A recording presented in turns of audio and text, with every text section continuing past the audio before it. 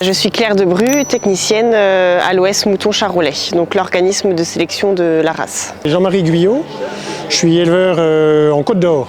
Donc l'idée de la station, c'est de mettre un minimum de 50 agneaux ensemble, du même âge, avec un niveau génétique connu à l'avance au départ. Donc par station, c'est ce qu'on appelle aussi SCI, pour station de contrôle individuel.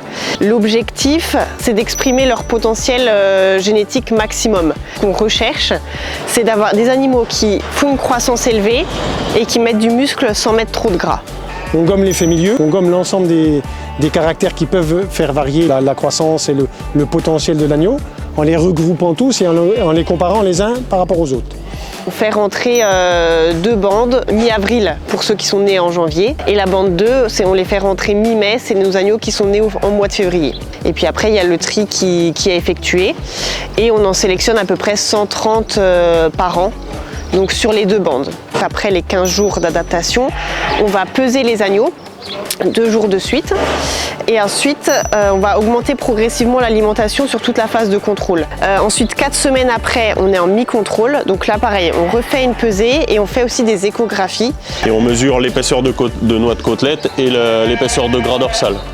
Et donc, là, j'ai figé mon image. Et là-haut, à la verticale, je vais aller positionner mon trait sous mon gras de couverture. Et donc là, j'ai 3,4 mm de gras de couverture et 24 mm 1 de muscle. L'épaisseur de muscle et de gras, ils vont entrer dans la constitution de l'index au moment de l'indexation. À la fin des 8 semaines, on refait une double pesée, donc 2 jours de suite, et on refait une échographie, donc sur le même principe, et on fait également un pointage.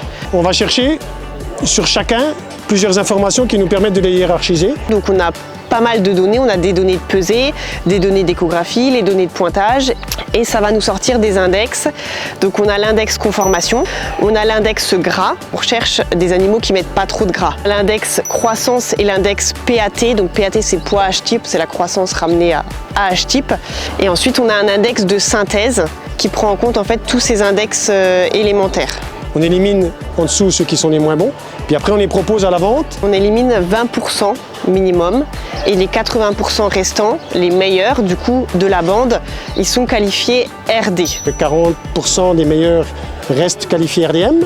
En dessous on a une deuxième qualification RDC et la troisième qualification c'est celui qui sera éliminé, sorti un petit peu du cadre de station mais qui peut continuer sa carrière de reproducteur. Et une étape supplémentaire, les 14 meilleurs d'ici vont sortir et être testés sur descendance. Ça veut dire que chacun va être utilisé dans des élevages, sur des brebis qu'on appelle support. On va chercher leurs produits et on va étudier leurs produits par rapport aux autres. On va du coup récupérer ces agneaux issus de ces béliers en testage, engraisser tous dans les mêmes conditions et abattus à poids constant. Et après, en fait, il va y avoir tout un tas de mesures qui vont être faites sur les carcasses à l'abattoir. Nous vont servir à une autre indexation et ça va nous sortir plusieurs index de testage bouché. Ce qu'on va chercher, c'est à qualifier les béliers qui produisent les agneaux avec les meilleures carcasses. Ces béliers-là, qui vont avoir un index de synthèse supérieur à 100, donc supérieur à la moyenne des béliers de la série de testage, ils vont être qualifiés AMBO, ce qu'on appelle améliorateur boucherie. Il y a certaines races qui font du testage sur les qualités maternelles. Donc en fait, pour qualifier des béliers non pas AMBO, mais AMEL, pour améliorateur élevage. Donc à partir de ces béliers en testage, on va leur faire produire quant à eux des filles. Et on va attendre qu'ils aient des filles en production pour là avoir des données sur la prolificité et la valeur laitière des filles. Et là en fait ça va permettre de qualifier ces béliers-là sur les qualités en fait d'élevage, les qualités maternelles. La qualification la meilleure en fait qui existe, c'est la qualification qu'on appelle AMBO N+, ou alors élite. C'est un bélier qui est AMBO, qui est à la fois AMBO et qui en plus a des bonnes qualités maternelles. Ils vont être après destinés à être utilisés en insémination, pour la base de sélection, donc c'est-à-dire les éleveurs adhérents à l'OS, mais aussi pour les autres éleveurs.